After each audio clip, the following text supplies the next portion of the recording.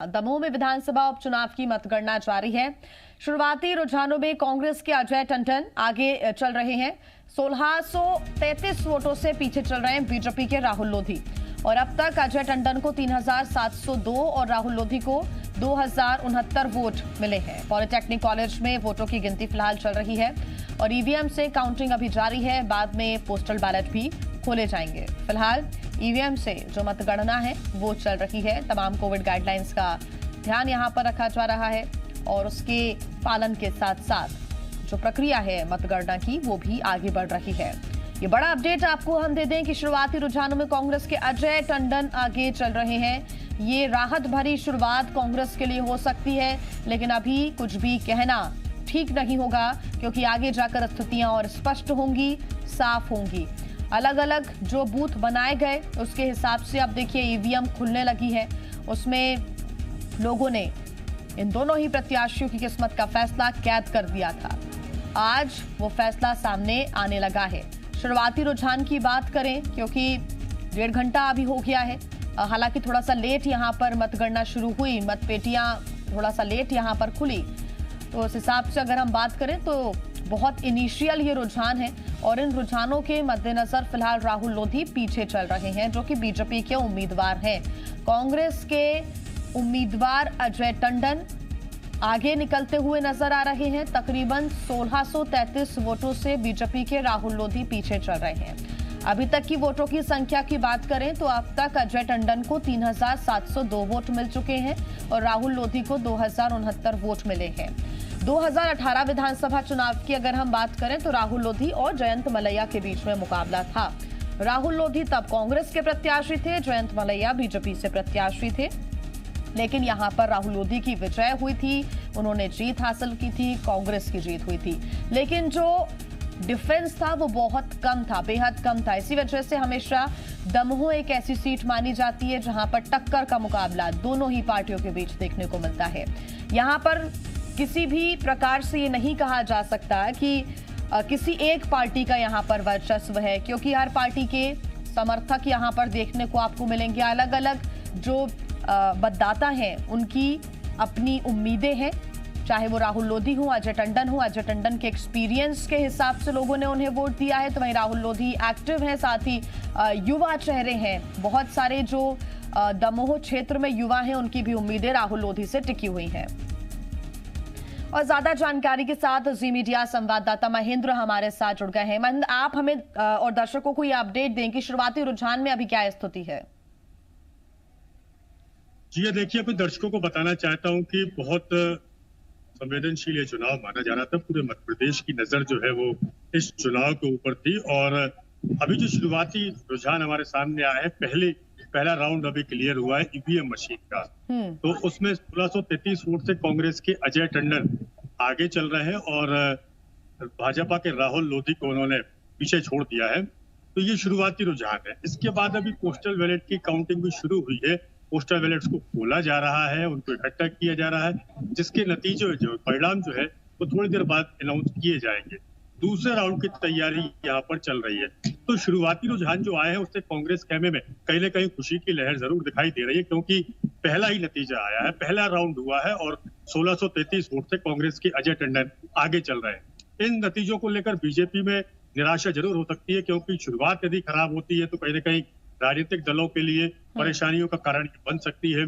पिछले चुनाव की हम बात करें तो पिछले चुनाव में भी कुछ इसी तरह का रुझान हमारे सामने आया था, जब कांग्रेस की तरफ से जब राहुल लोधी प्रत्याशी थे तो वो पहले राउंड में जयंत मलैया के खिलाफ ऐसे ही बढ़त बना रहे थे। तो ये शुरुआती रुझान है, कांग्रेस के खेमे में खुशी की लहर है, जबकि बीजेपी के लोग निराशा के भाव में है। बिल्कुल महेंद्र, इसलिए अभी कुछ कहना ठीक नहीं होगा। हालांकि ये उत्साह भर देने वाली शुरुआत कांग्रेस के लिए जरूर है, लेकिन 2018 का विधानसभा चुनाव हमें याद है, नेक टू नेक मुकाबला वहां पर भी था। बहुत कम डिफरेंस के साथ राहुल लोधी की जीत हुई थी, जयंत मलैया यहां से हार गए थे, लेकिन अब दल बदल गया है राहुल लोधी का। अब ये देखना होगा कि क्या डिफरेंस रहता है हार जीत के बीच में, कौन जीतता है कौन हारता है, ये जनता डिसाइड कर चुकी है, किस पर उसने भरोसा जताया है। लेकिन अभी भी ऐसा लग रहा है कि वही स्थितियां अभी भी देखने को मिलेंगी।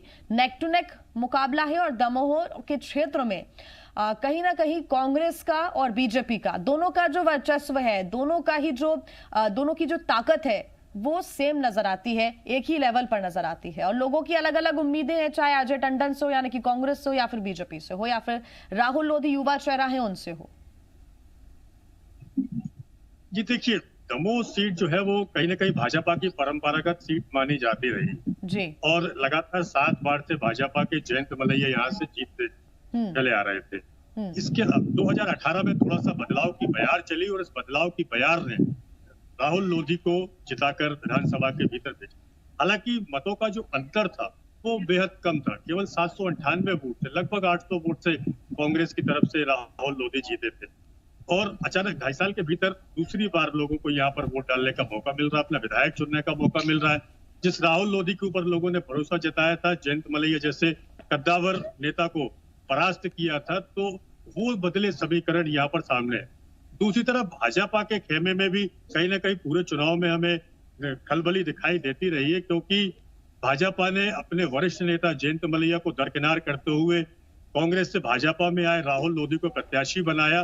तो ये सारे समीकरण भी कहीं ना कहीं काम में थे। पहला रुझान जो हमारे बीच में आया है, उससे हमें लग रहा है कि हो सकता है कि आंकड़ा आने वाले राउंड में और बढ़े, क्योंकि जिस बेल्ट की अभी हम बात करें कि जो बेल्ट अभी खुला है वो लक्ष्मण कुटी और परी का इलाका है, जो परंपरागत रूप से भाजपा का बेल्ट माना जाता था। और पिछले बार भी यहाँ से भाजपा को काफी बढ़त मिली थी, लेकिन उसी इलाके से इस बार पहले राउंड में कांग्रेस के उम्मीदवार को अधिक वोट मिली है।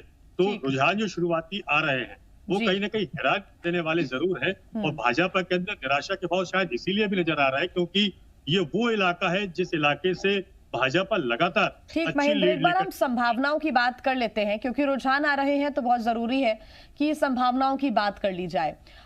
अगर राहुल लोधी को शिकस्त का सामना करना पड़ता है, यानी कि बीजेपी अगर हार जाती है, तो उसके पीछे की असली वजह क्या लगती है हमारे दर्शकों को भी, या फिर यहाँ पर जो मतदान करने पहुंच रहे थे उनके हिसाब से, क्योंकि आपने उनसे बात की है।